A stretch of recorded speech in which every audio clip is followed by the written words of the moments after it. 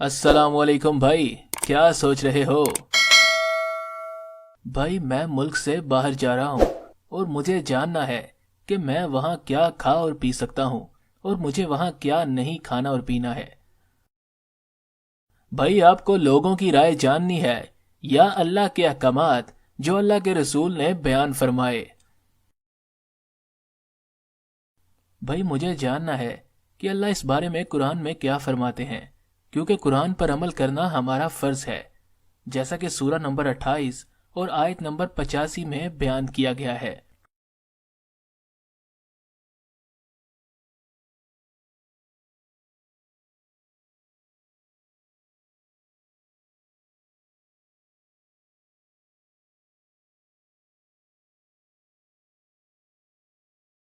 और कुरान की हिदायत पर अमल करना ही अल्लाह के रसूल की सबसे बड़ी सुन्नत है। और कुरान दुनिया की वो वाहिद किताब है जिस पर अगर अमल ना किया तो अल्लाह के रसूल अल्लाह से हमारी शिकायत करेंगे, जैसा कि सूरा नंबर 25 और आयत नंबर 30 में बयान किया गया है।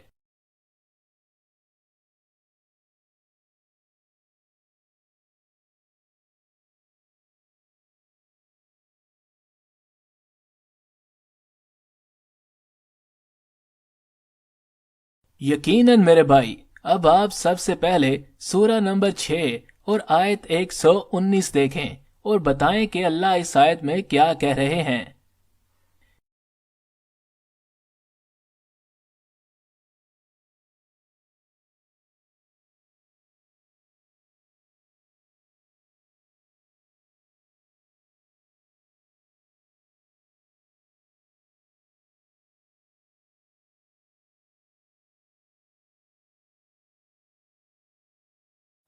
तो भाई इन आयात के मुताबिक तो हम वो सब कुछ खा सकते हैं जिस पर हम अल्लाह का नाम लें, सिवाय उन चीज़ों के जिनको कुरान में हराम कहा गया है। और जो चीज़ें या इकसाम कुरान में हराम नहीं की गई हैं वो इस आयत की बुनियाद पर हलाल हो जाती हैं। सही? बिल्कुल सही।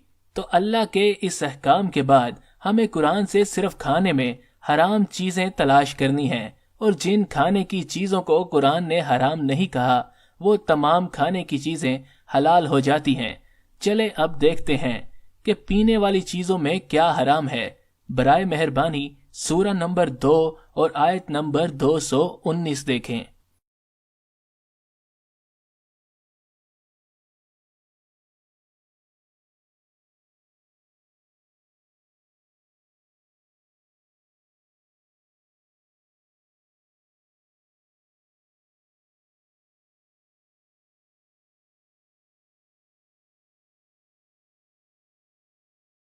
अच्छा, तो इस आयत के मुताबिक हमर यानी नशा आवर चीज़ें जैसे कि शराब और मंशियात का इस्तेमाल बड़ा गुनाह है।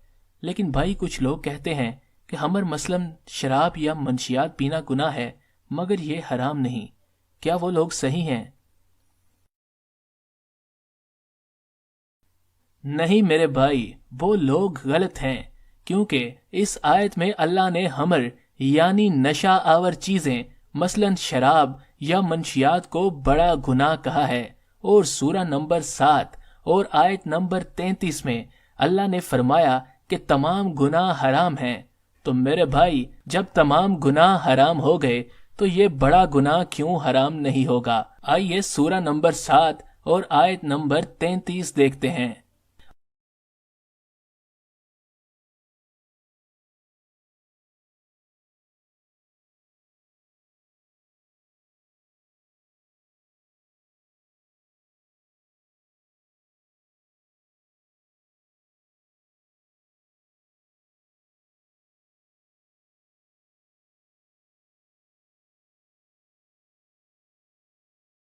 आपने बिल्कुल दुरुस्त फरमाया मेरे भाई। इन दो आयतों के मुताबिक तो किसी भी तरह की नशा आवर चीज मसलन शराब या मंशियात का इस्तेमाल ना सिर्फ बड़ा गुनाह बल्कि हराम भी है। अब देखते हैं जो जमीन से उगता है इसमें से कुछ हराम है कि नहीं। ब्राय मेहरबानी सूरा नंबर 20 आयत 53 और 54 और सूरा नंबर 6 आयत 141 देखिए।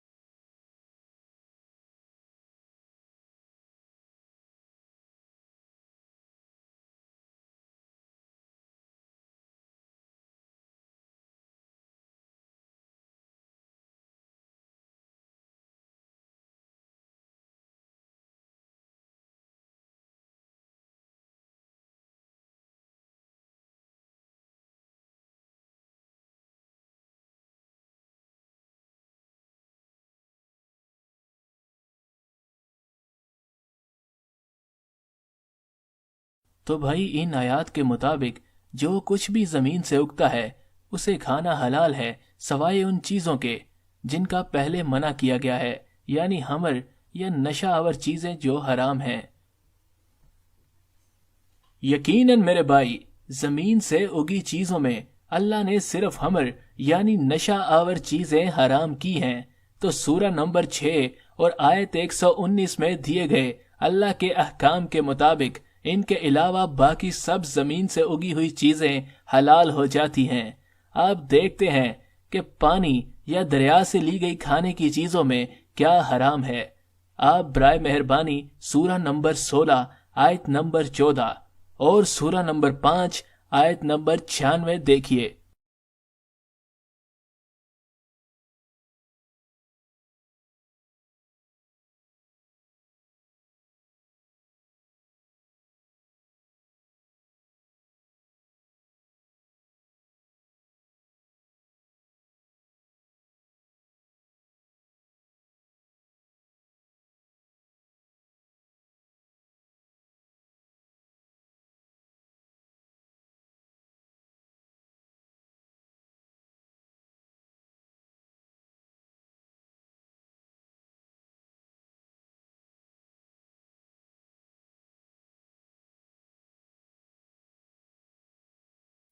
تو بھائی ان آیات کے مطابق تو سارا تری والا مثلاً سمندری یا دریائی کھانا حلال ہے۔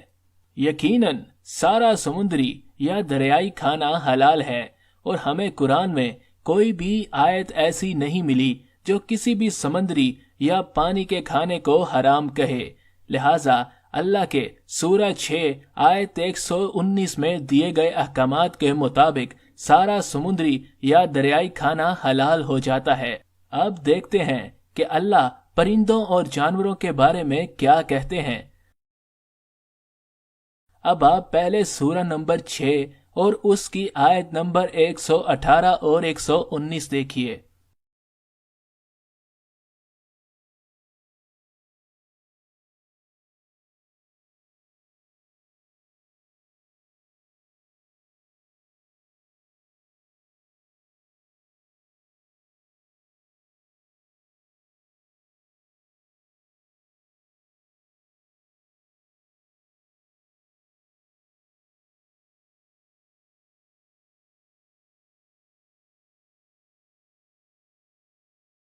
تو ان آیت کے مطابق ہمیں پرندوں میں سے کھانے میں کیا حرام ہے وہ تلاش کرنا ہے۔ اب آپ پہلے دیکھیے کہ قرآن میں ویسے تو پرندوں کا ذکر جانوروں سے علیحدہ کیا گیا ہے، جیسے کہ سورہ نمبر 16 اور آیت نمبر 79 میں پرندوں کے لیے طائر کا لفظ استعمال کیا گیا ہے، اور کچھ جگہوں پر پرندوں کو خوراک کے طور پر پیش کیا گیا ہے، جیسے کہ سورہ نمبر 56 اور آیت نمبر 21 میں۔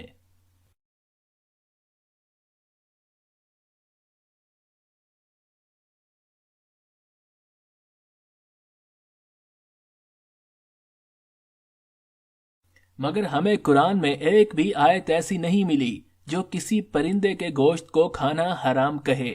لہٰذا سورہ نمبر 6 آیت 118 اور 19 میں دیے گئے اللہ کے احکامات کے مطابق ہر قسم کے پرندے کھانے کے لیے حلال ہیں۔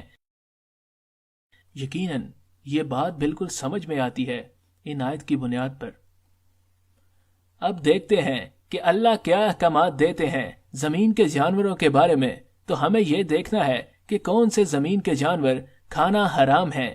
جب ہمیں یہ پتا چل جائے گا کہ کیا کھانا حرام ہے تو کچھ بھی بچ جائے گا وہ کھانے کے لیے حلال ہوگا۔ صحیح؟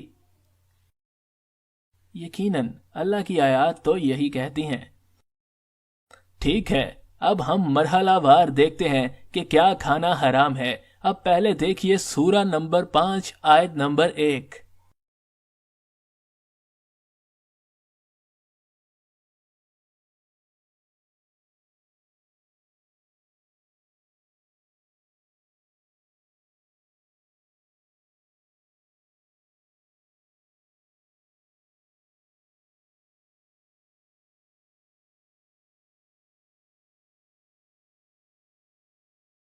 اچھا، تو اس آیت کے مطابق زمینی جانوروں میں اللہ نے بہیمۃ الانام کو خاص طور پر حلال کیا ہے کچھ ممانعت کے ساتھ۔ یہ بہیمۃ الانام کون سے جانور ہیں؟ بہیمتوں کے معنی 4 پیروں والے جانوروں کے ہیں، اور الانام کے معنی وہ جانور ہیں جو فائدے کے لیے رکھے جاتے ہیں، جیسے مویشی جو آپ کو دودھ، اون، سفری سہولت وغیرہ دیتے ہیں، جیسا کہ سورہ نمبر 36 اور آیت نمبر 71 سے 73 میں بیان کیا گیا ہے۔ اور اللہ نے ان الانام کو مزید تفصیل سے بتایا ہے سورہ نمبر 32 اور آیت نمبر 27 میں، جس کے مطابق الانام زمین سے اگی چیزیں کھاتے ہیں، یعنی وہ گوشت خور نہیں ہیں۔ اچھا، تو اس سے مراد گائے، اونٹ، بیڑ، بکری، خرگوش جیسے جانوروں کے ہیں یقیناً۔ اب میرا ایک سوال ہے کہ ان انعام کے علاوہ جو دوسرے جانور ہیں ان کے لیے اللہ کے کیا احکامات ہیں؟ بھائی اس بارے میں ہم آپ کو 3 آیتیں دکھاتے ہیں۔ آپ سب سے پہلے سورہ نمبر 6 اور اس کی آیت نمبر 119 دیکھیے۔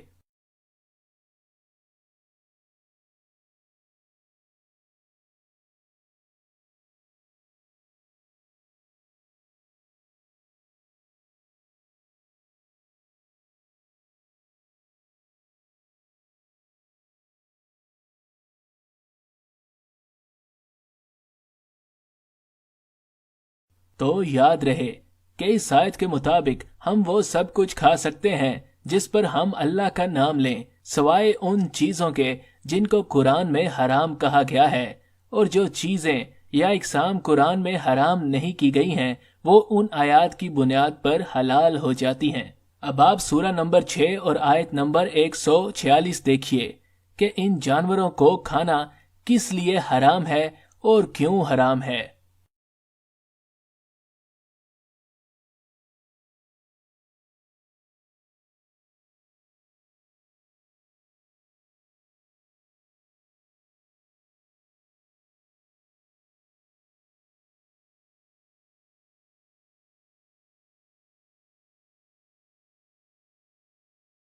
تو بھائی اس آیت کے مطابق ناخن والے جانور تو صرف یہود پر حرام کیے گئے، اور وہ بھی ان کی نافرمانی کی وجہ سے۔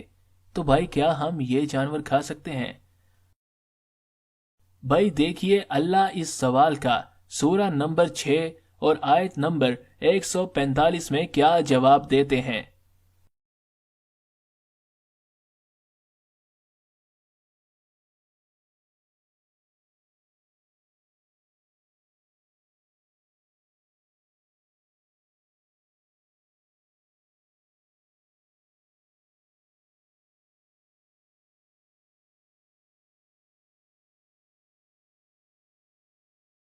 تو بھائی اس کا مطلب یہ ہوا کہ ہم جس چیز کو کھانا چاہیں کھا سکتے ہیں اگر اللہ نے اس کو قرآن میں حرام نہیں کیا۔ یقیناً میرے بھائی، اب دیکھتے ہیں کہ اب تک جو ہم نے کھانوں کی قسمیں حلال دیکھی ہیں ان کھانوں میں کس چیز کو ممانعت حاصل ہے، یعنی کس حلال کھانے کی چیز کو اللہ نے حرام کیا اور کن حالات میں حرام کیا ہے۔ اب آپ سورہ نمبر 5 اور آیت نمبر 3 دیکھیں اور فہرست بنائیں کہ حلال کھانے والی چیزیں کب حرام ہو جاتی ہیں۔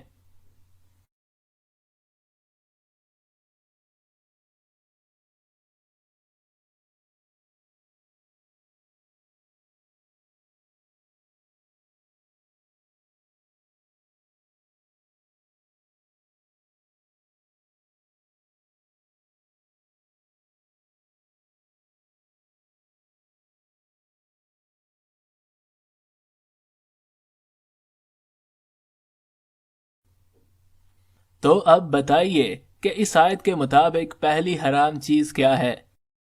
اس آیت کے مطابق پہلی حلال چیز جو حرام ہو جاتی ہے وہ مردہ جانور ہے۔ یقیناً وہ تمام جانور جو ذبح یا شکار سے پہلے مر گئے ہوں حرام ہیں، چاہے وہ جانوروں میں سے کوئی بھی جانور ہو۔ صحیح؟ بالکل صحیح۔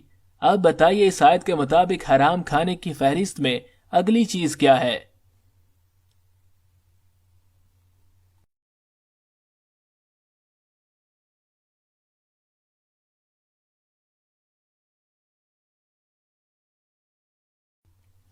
اگلی حرام چیز خون ہے، تو خون بھی حرام ہے چاہے کسی بھی حلال جانور کا ہو۔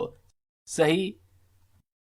بالکل صحیح، اسی لیے ہم جانوروں کو حلال طریقے سے ذبح کرتے ہیں تاکہ خون نکل جائے۔ یاد رکھنا میرے بھائی، ذبح ذبح ہوتا ہے، اس میں کوئی حرام یا حلال طریقہ نہیں ہوتا۔ ہاں، ہر ذبح میں جانوروں کی گردن ہی کاٹی جاتی ہے تاکہ خون بہہ سکے، اور اگر گردن کتنی کاٹنی ہے اہم ہوتا تو اللہ اس چیز کو قرآن میں یقیناً بیان کر دیتے، اور جانوروں کو کس طرح کاٹنا ہے یہ ہمارے درمیان دوسرے مذاہب کی انسانوں کی لکھی ہوئی کتابوں سے شامل ہوا۔ لیکن کیا جانوروں کے ذبح کے طریقوں کا اثر اس بات پر نہیں ہوتا کہ جانور کے جسم سے کتنا خون نکلا؟ بھائی ویسے تو اس چیز میں کوئی خاص فرق نہیں کہ جانوروں کے اندر سے کتنا خون نکلا، مختلف ذبح کے طریقوں کی وجہ سے، لیکن اگر یہ تصور کر بھی لیا جائے کہ فرق ہے تو بھی اہم بات یہ ہے کہ اللہ نے خون کی وہ حالت بتائی ہے جو منع کی گئی ہے، جیسا کہ سورہ نمبر 6 اور آیت نمبر 145 میں بیان کیا گیا ہے۔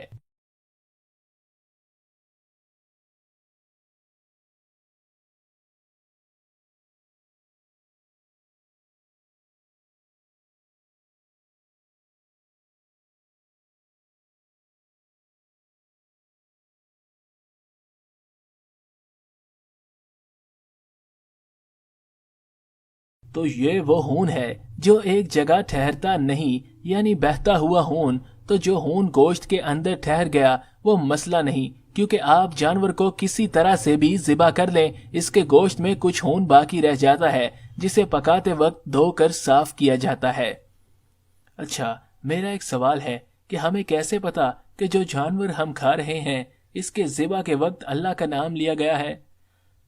بھائی یہ تو صرف اس صورت میں ممکن ہے کہ جب آپ وہاں خود موجود ہوں، اس لیے اللہ نے کھاتے وقت اللہ کا نام لینے کا حکم دیا ہے، اور اسی لیے آپ کھاتے وقت بسم اللہ پڑھتے ہیں۔ دیکھیے اللہ اس بارے میں سورہ نمبر 5 آیت نمبر 4 میں کیا حکم دے رہے ہیں۔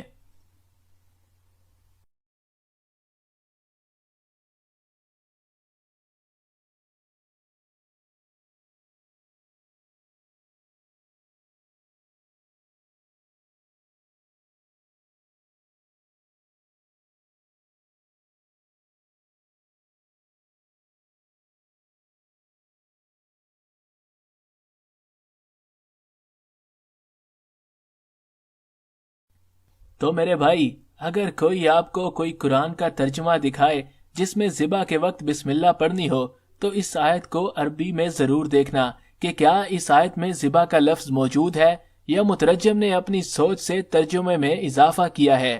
لیکن چونکہ یہ اہم ہے کہ ہم ہر کام اللہ کے نام سے کریں، تو میرے بھائی اگر جانوروں کو آپ خود ذبح کر رہے ہیں تو آپ لازمی ذبح کے وقت اس پر اللہ کا نام لیجئے، اور اگر ذبح کسی اور نے کیا ہے، آپ صرف کھا رہے ہیں، تو آپ پر لازم ہے کہ کھاتے ہوئے اللہ کا نام لیجئے۔ اور یاد رکھنا کہ سورہ نمبر 5 اور آیت نمبر 5 کے مطابق ان لوگوں کا کھانا بھی جائز ہے جس کو اللہ نے کتاب دی۔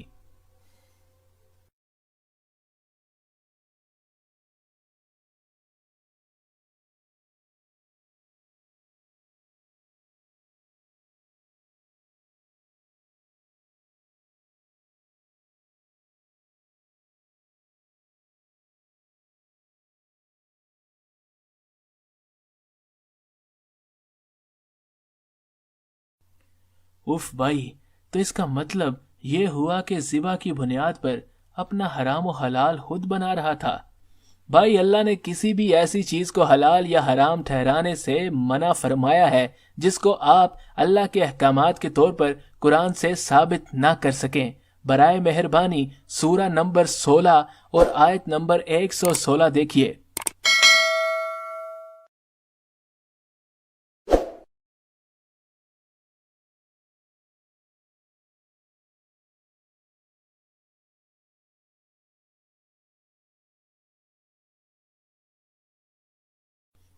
آئیے آگے بڑھتے ہیں اور دیکھتے ہیں کہ اللہ نے مزید کیا حرام کیا ہے۔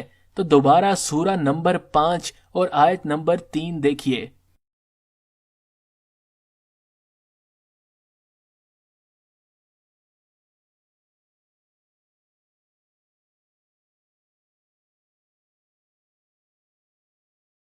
اگلی حرام چیز خنزیر یا سور ہے۔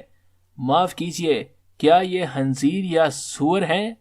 برائے مہربانی دوبارہ دیکھیے اور صحیح سے پڑھیں کہ سور لکھا ہے یا سور کا گوشت۔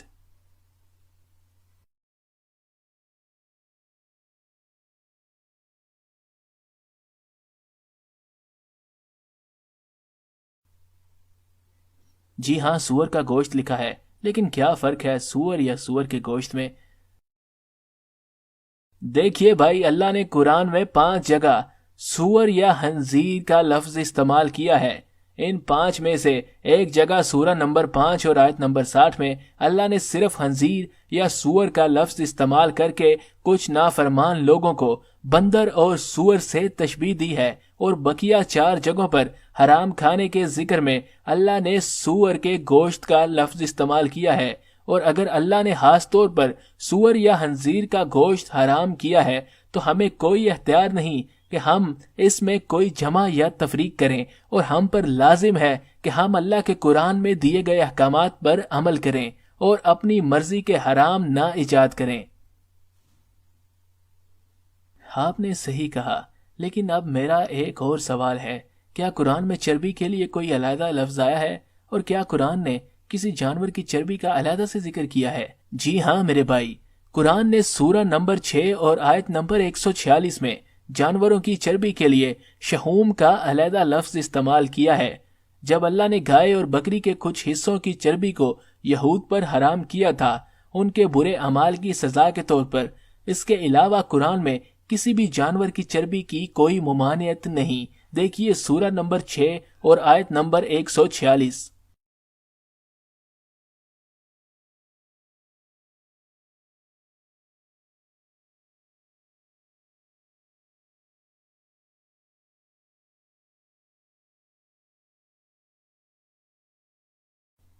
یا اللہ، میں تو کتنی دوائیوں کو جانوروں کی چربی کی وجہ سے اپنے اوپر حرام کیے بیٹھا تھا۔ بھئی یہ اس وقت ہوتا ہے جب ہم دین کے معاملے میں سنی سنائی باتوں پر ایمان لے آتے ہیں اور اللہ کی کتاب اور جو رسول پاک صلی اللہ علیہ وسلم نے بیان کیا اس سے ان باتوں کی تصدیق نہیں کرتے۔ چلیے اب دیکھتے ہیں کہ اللہ نے سورہ نمبر 5 اور آیت نمبر 3 کے ذریعے مزید کیا حرام کیا ہے۔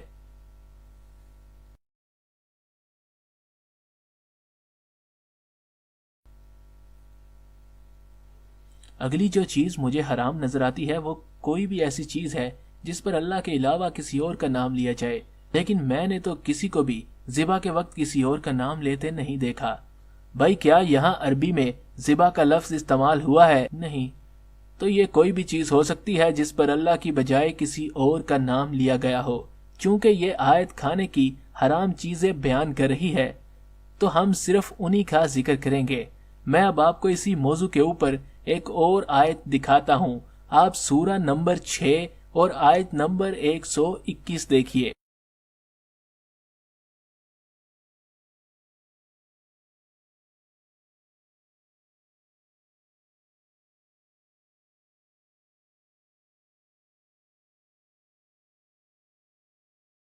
تو ان آیتوں کے مطابق ہمیں ایسی چیزیں نہیں کھانی چاہیے جن کو اللہ کی بجائے کسی اور کے نام پر دیا جائے، کیونکہ ہم ان کے کھانے کی وجہ سے شرک کرنے والے ہو جاتے ہیں۔ اب بتائیے بھائی، کیا آپ کو ایسے کھانے کا پتہ ہے جو آپ کو اللہ کی بجائے کسی اور کے نام پر دیا گیا ہو؟ اف، مجھے تو صرف ایک ہی کھانا اللہ کی بجائے کسی اور کے نام پر دیا گیا۔ یہ تب ہوا جب کوئی میرے پاس کچھ کھانے کو لایا اور کہا کہ یہ کسی امام کے نام پر ہے۔ وہ کوئی نظر یا نیاز تھی۔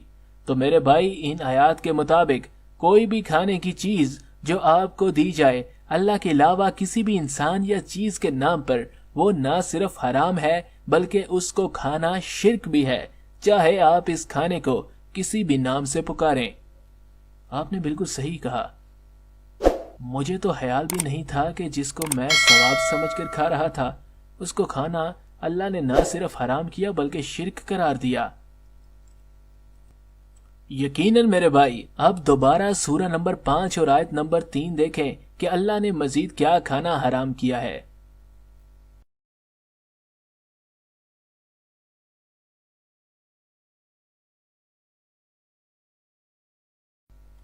تو اگلی حرام کھانے کی چیز وہ جانور ہے جس کو گلا گھونٹ کر مارا جائے۔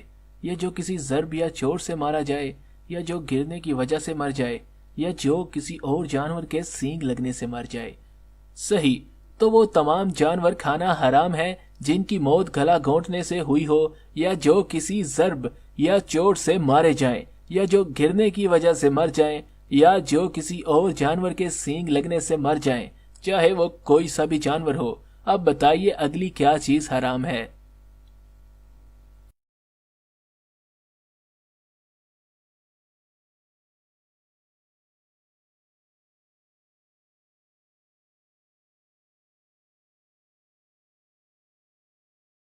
اگلی جو چیز حرام ہے وہ جانور ہے جس کو درندے پھاڑ کھائیں، لیکن اگر ہم اس کو زکیتم یعنی پاک کر لیں مرنے سے پہلے ذبح کر کے تو وہ حلال ہے۔ صحیح، تو اگر وہ جانور ذبح سے پہلے مر جائے تو آپ اس کو زکیتم یعنی پاک نہیں کر سکتے، اسی لیے وہ حرام ہو جائے گا۔ آئیے آگے دیکھتے ہیں کہ اگلی کیا چیز حرام ہے۔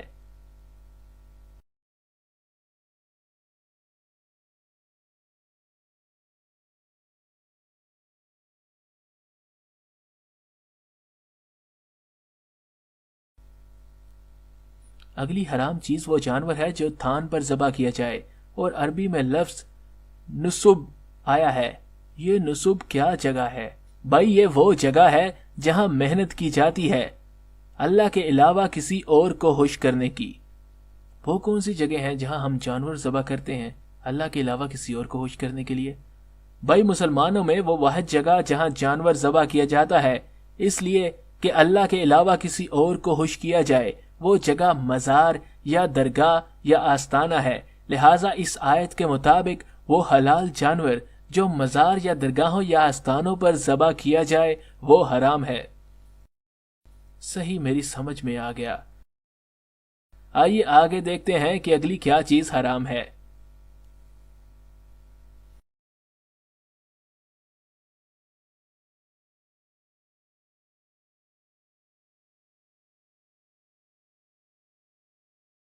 اگلی جو چیز حرام ہے وہ ایسا جانور ہے جس کو تقسیم کیا جائے 500 یا تیروں پر، اور عربی میں لفظ آیا ہے ازلام پر۔ بھئی یہ ازلام کیا ہے جس پر جانوروں کو تقسیم کیا جاتا ہے؟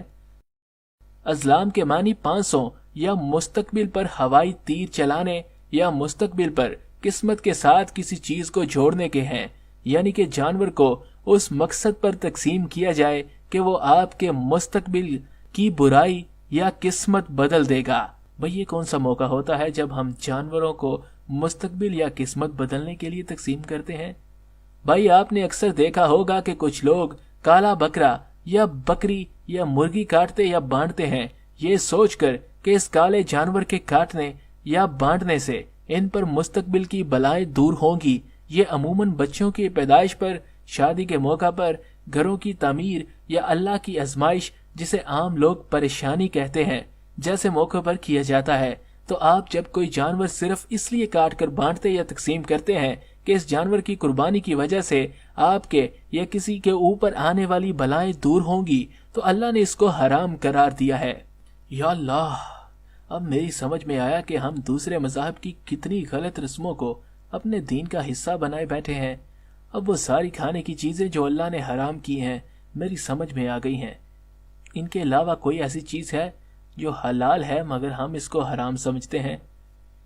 بھائی ایسی سینکڑوں چیزیں ہیں جو ہم بغیر قرآنی دلائل کے خود پر حرام کر لیتے ہیں۔ خیر، ہم آپ کو ان میں سے ایک آدھ دکھا دیتے ہیں۔ آپ سورہ نمبر 5 اور آیت نمبر 4 دیکھیے۔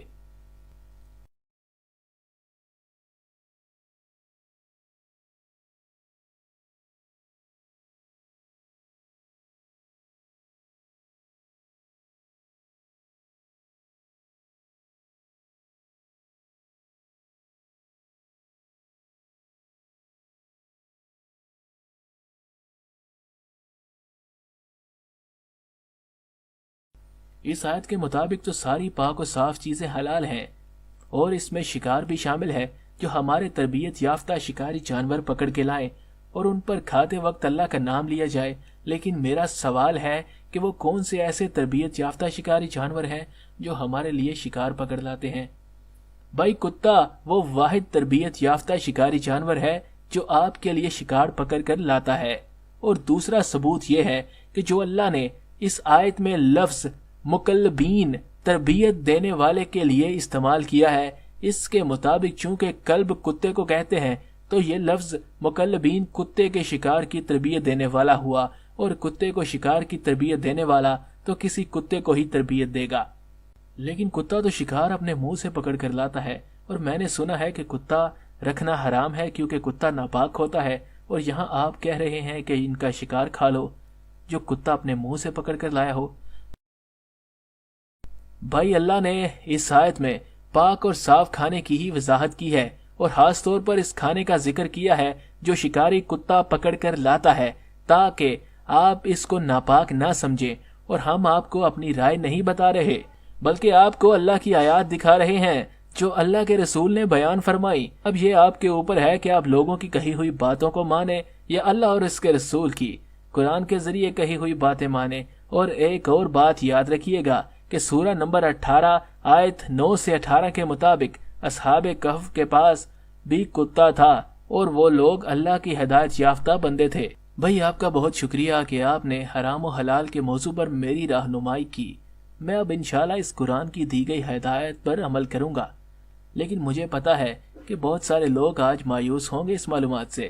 بھائی اگر آپ نے اس سورہ نمبر 5 اور آیت نمبر 3 میں دیکھا ہو کہ اللہ نے حرام چیزوں کی پوری تفصیل بتانے کے بعد کہا کہ کافر یعنی اللہ کے نافرمان ہی آپ کے ان احکامات پر عمل کرنے سے مایوس ہوں گے، لیکن بھائی یاد رکھنا کہ سورہ نمبر 28 اور آیت 85 کے مطابق قرآن دنیا کی وہ واحد کتاب ہے جس پر عمل کرنا آپ پر بھی فرض ہے، اور سورہ نمبر 25 اور آیت نمبر 30 کے مطابق قرآن دنیا کی وہ واحد کتاب ہے جس میں دیے گئے احکامات پر اگر آپ نے عمل نہیں کیا تو اللہ کے رسول اللہ سے آپ کی شکایت کریں گے۔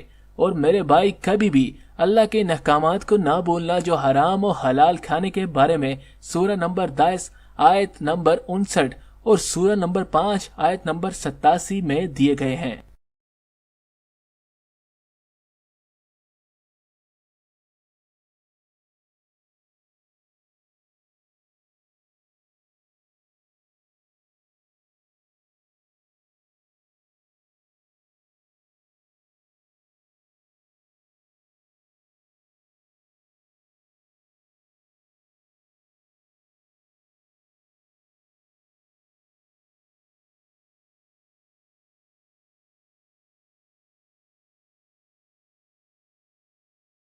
تو میرے بھائی ان احکامات کی گھر میں موجود قرآن سے تصدیق کیجئے، اس ویڈیو کو شیئر کر کے حلال و حرام کھانے کے بارے میں اللہ کے احکامات دنیا بھر کے مسلمانوں تک پہنچائیے۔